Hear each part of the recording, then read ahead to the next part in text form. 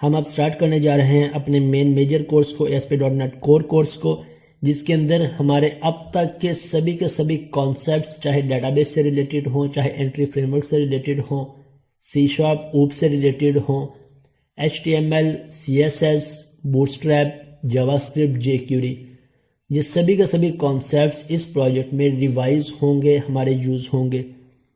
हम इन सब को यूज़ करेंगे, इनकी इम्प्लीमेंटेशन देखेंगे, रियल वर्ल्ड एग्जांपल्स देखेंगे। फर्स्ट पे हम इसमें बेसिक टॉपिक्स को डिस्कस करेंगे, देन हम इसके एडवांस टॉपिक को इम्प्लीमेंट करेंगे। सबसे पहले आ जाते हैं इसमें कौन कौन से टॉपिक्स हम अभी डिस्कस करने जा रहे हैं। हमारा क्लास कंटेंट क्या होगा, आज जितने मैक्सिमम टॉपिक हो सके हम इसे कवर अप करने की कोशिश करेंगे। अपनी फर्स्ट एप्लीकेशन को भी स्टार्ट करेंगे। फर्स्ट पे हम इंट्रोडक्शन देखेंगे MVC का, कि बेसिकली MVC है क्या। हमने बहुत दफ़ा ये लफ्ज़ सुना होगा, आपने भी सुना होगा, मैंने भी सुना है। MVC आर्किटेक्चर, MVC का पर्पज़ क्या है, क्यों हम इस अप्रोच को यूज़ करते हैं। चाहे हम PHP की बात करें, चाहे हम ASP.NET की बात करें, किसी भी प्रो डेवलपमेंट लैंग्वेज की बात करें, हम इस वक्त MVC आर्किटेक्चर को ही क्यों यूज़ कर रहे हैं, इसका बेनिफिट क्या है, इसे किस तरह से, ये आर्किटेक्चर किस तरह से वर्क करता है, इसे किस तरह से हम इम्प्लीमेंट कर सकते हैं। Then what is model view controller. हमें पता है MVC stand for model view and controller. So हम मॉडल्स को देखेंगे, मॉडल बेसिकली हैं क्या, व्यूज है क्या, कंट्रोलर क्या होते हैं, किस पर्पस के लिए यूज किया जाता है। क्योंकि अगर हमारी ये बेसिक अंडरस्टैंडिंग क्लियर है, देन हम नेक्स्ट जितने भी मॉडल्स क्रिएट करें, व्यूज क्रिएट करें, कंट्रोलर क्रिएट करें, हमें कोई भी कंफ्यूजन नहीं होगी कि हम वर्क किस पे कर रहे हैं, हमारी रिक्वायरमेंट क्या है। अगर मैं आपसे कहूं कि आपने यूजर का मॉडल क्रिएट करना है, तो आपको पता होगा कि मैं किस लिहाज से बात कर रहा हूं। अगर मैं आपसे कहूं कि आपने एडमिन का व्यू, क्रिएट का व्यू ऐड करना है, तब आपको पता होगा मैं आपसे किस वे में बात कर रहा हूं या क्या टास्क दे रहा हूं। अगर मैं आपसे कहूं आपने कंट्रोलर क्रिएट करने हैं, कंट्रोलर में वर्किंग करनी है, इम्प्लीमेंटेशन करनी है, तो इसका क्या मतलब होगा। सो हम डिटेल में मॉडल व्यू कंट्रोलर को डिस्कस करेंगे। Then how MVC architecture works, कि MVC आर्किटेक्चर वर्क किस तरह से करता है, इसकी क्यों ज़रूरत है, हम इसकी बेसिक्स देख लेते हैं अभी। देन हम अपनी फर्स्ट एप्लीकेशन क्रिएट करेंगे, फर्स्ट प्रोजेक्ट क्रिएट करेंगे ASP.NET कोर 3.1 में।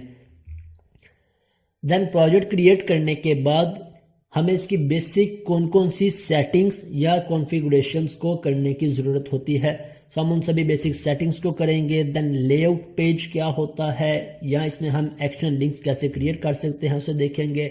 देन कंट्रोलर क्रिएट करना, व्यू क्रिएट करना, HTML पेज, या difference between view bag, view data, temp data. So ये बेसिक टॉपिक्स को जितने हो सके मैक्सिमम हम आज कवर अप करने की कोशिश करेंगे। फर्स्ट ऑफ ऑल आ जाते हैं introduction to MVC। MVC basically है क्या। अगर हम अभी तक जितने भी हमने टॉपिक्स को इम्प्लीमेंट किया है, हम उन्हें थोड़ा सा ऑब्जर्व करें तो हमने कौन कौन से टॉपिक्स को इम्प्लीमेंट किया है। हमने फर्स्ट पे डेटाबेस रिलेटेड कॉन्सेप्ट्स को देखा, SQL सर्वर को इम्प्लीमेंट किया, SQL सर्वर को लर्न किया। सेकेंड कॉन्सेप्ट हमने इम्प्लीमेंट किए अपने C# की लॉजिक्स को करने के बाद हमने कवर अप किए फ्रंट एंड साइड के topics, means HTML, CSS, bootstrap के टॉपिक्स। इट मीन्स हमारी एक वेबसाइट के अंदर, एक एप्लीकेशन में कितनी तरह का कंटेंट यूज हो रहा होता है, हमारी डेटाबेस रिलेटेड लॉजिक्स या डेटाबेस रिलेटेड स्टफ यूज हो रहा होता है, जिनको यूज करते हुए हम अपने क्रूड ऑपरेशंस को इम्प्लीमेंट करते हैं, मींस क्रिएट, अपडेट, डिलीट और रीड के। सेकंड, हम अपनी हर एप्लीकेशन में C# की लॉजिक्स को भी यूज कर रहे होते हैं, जिसमें हमारी इफ कंडीशंस हो सकती हैं, स्विच कंडीशंस हो सकती हैं, लूप्स का कॉन्सेप्ट हो सकता है, फंक्शंस हो सकते हैं, हमारी वैलिडेशंस हो सकती हैं, किसी भी तरह की C# की लॉजिक हो सकती है। Means first concept database implementation या database operations, second C# logic, और थर्ड हमारे HTML पेजेस चाहे हम सिंपल HTML CSS में क्रिएट करें या बूटस्ट्रैप में, लेट्स से हम उसे सिंपल HTML का ही नाम दे लेते हैं। तो एक वेबसाइट के अंदर हमें 3 तरह के एलिमेंट्स तीन तरह के डिफरेंट कंटेंट को इंप्लीमेंट करने की जरूरत होती है। इन तीनों कंटेंट को हम डिफरेंट डिफरेंट फोल्डर्स के अंदर ऐड करते हैं, जिसे हम मॉडल व्यू कंट्रोलर का नाम देते हैं। MVC stands for model view controller. अब मॉडल्स क्या हैं? हमारे पास जितनी भी डेटाबेस के टेबल्स होते हैं, हमने बात की थी कि हम हर एक टेबल के अकॉर्डिंग C# में एक क्लास क्रिएट करते हैं।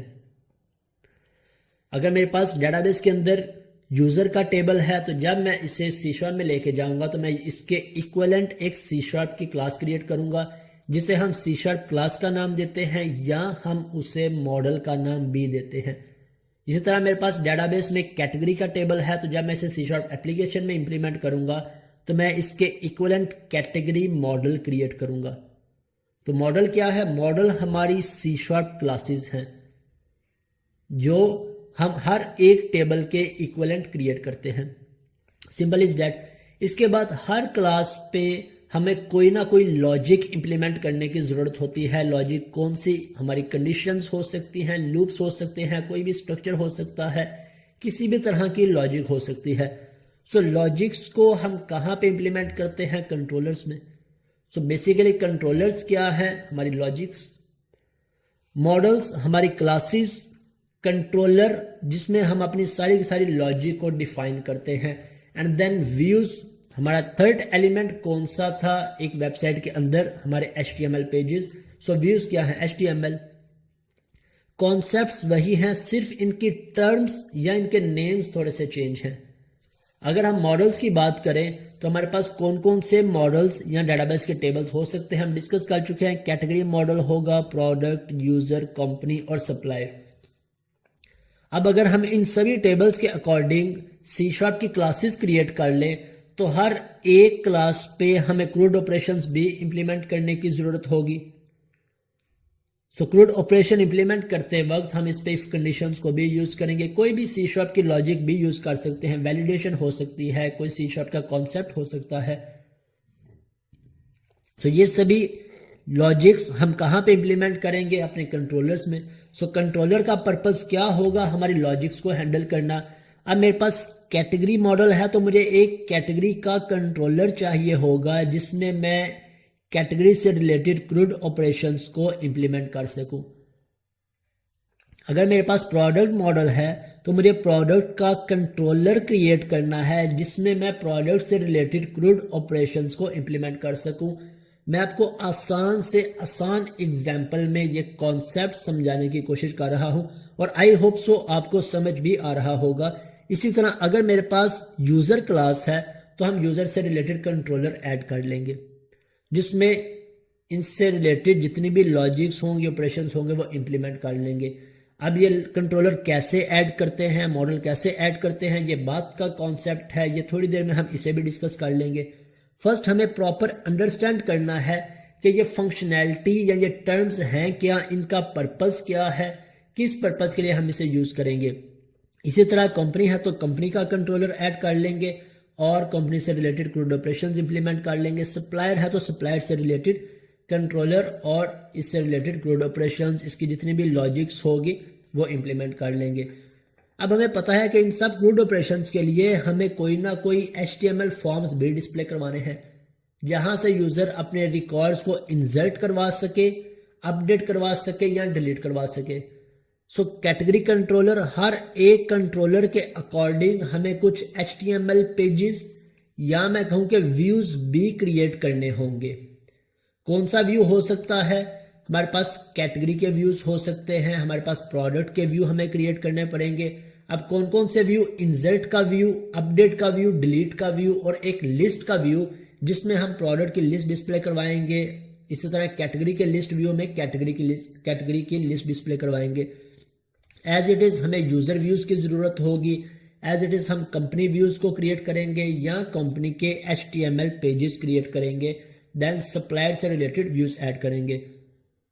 तो आई होप सो कि अब आपको ये बेसिक कॉन्सेप्ट क्लियर होगा। What is MVC, how MVC works, इसकी हमें क्यों जरूरत है इस आर्किटेक्चर को इंप्लीमेंट करने की। अगर हम हर एक एलिमेंट को डिफ्रेंशिएट नहीं करते, तो एक ही क्लास के अंदर, एक ही फोल्डर के अंदर हमारे पास हर एक तरह की फंक्शनैलिटी इंप्लीमेंट हो रही होगी। अब इसका ड्रॉबैक क्या होगा कि इन फ्यूचर अगर मुझे अपनी एप्लीकेशन में कुछ चेंजेस करनी पड़ती है, कुछ ऐड करना पड़ता है, तो मेरे लिए एप्लीकेशन को मैनेज करना बहुत कॉम्प्लेक्स हो जाता है। सो हमारी मैक्सिमम कोशिश होती है कि हर तरह की, हर कैटेगरी के एलिमेंट्स को हम अलग से डिफाइन करें, हर टाइप के एलिमेंट्स को अलग से डिफाइन करें। अगर मेरे पास मॉडल है तो उसे मॉडल के फोल्डर में ऐड करें, अगर कंट्रोलर है तो कंट्रोलर के फोल्डर में ऐड करें, व्यूज है तो व्यूज के फोल्डर में। क्योंकि इस वक्त मेरे पास 5 मॉडल्स हैं, 5 मॉडल्स हैं, लेकिन इन फ्यूचर 1 साल के बाद हो सकता है मेरी इस एप्लीकेशन में 200 मॉडल्स हो सकता है 1 साल के बाद मेरी इस एप्लीकेशन में 50 to 100 कंट्रोलर्स हों। जब मेरे पास इतने ज़्यादा कंट्रोलर्स और मॉडल्स होंगे तो मेरे लिए उसे हैंडल करना एक हेडेक बन जाएगी। सो अगर हमने स्टार्टिंग से ही किसी प्रॉपर अप्रोच को यूज़ किया होगा, किसी प्रॉपर पैटर्न को यूज़ किया होगा, तो हमारे लिए इन फ्यूचर अपनी एप्लीकेशन को मैनेज करना, अपनी एप्लीकेशन को हैंडल करना आसान रहेगा। अदरवाइज हमें पूरी एप्लीकेशन का आर्किटेक्चर दोबारा से क्रिएट करना पड़ेगा। सो ये बेसिक्स है हमारे पास मॉडल व्यू कंट्रोलर्स की, मॉडल क्लासेस, कंट्रोलर लॉजिक से रिलेटेड स्टफ और व्यूज, हमारे सभी के सभी HTML पेजेस।